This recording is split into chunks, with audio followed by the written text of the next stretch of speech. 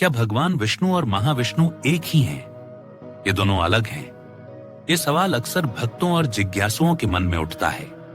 आज हम आपको एक ऐसी दिव्य कथा और शास्त्रीय व्याख्या सुनाएंगे जो इस रहस्य को खोल देगी।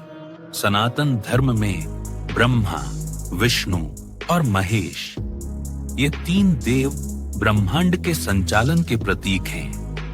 विष्णु जी सृष्टि के पालन करता हैं।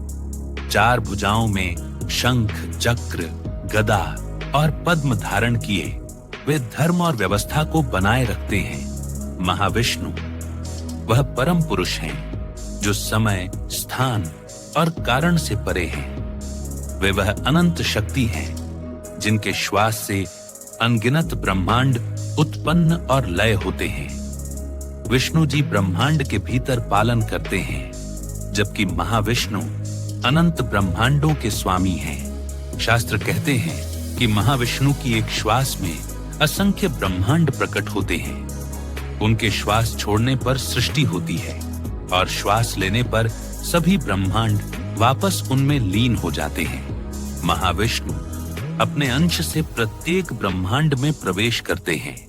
यही अंश क्षीरसागर शाही विष्णु के रूप में जाना जाता है, जो उस ब्रह्मांड के पालन करता होते हैं। इसीलिए कहा जाता है विष्णु महाविष्णु के ही रूप हैं।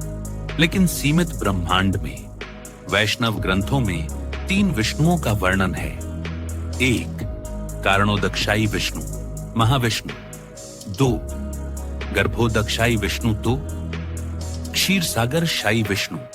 ये तीनों रूप सृष्टि, पालन और ब्रह्मांड में प्रवेश की प्रक्रिया के आधार हैं।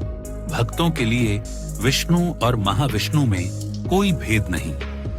दोनों ही एक ही परम तत्व के रूप हैं। भक्ति का अर्थ है अपने हृदय को उस परम प्रेम में समर्पित करना, चाहे वह विष्णु हो या महाविष्णु। तो मित्रों, विष्णु ब्रह्मांड के भीतर के पालन करता है, जबकि महाविष्णु अनगिनत ब्रह्मांडों के परम स्वामी। दोनों ही एक ही अनंत सत्य के रूप हैं, वही जो हमारे हृदय में वास करते हैं।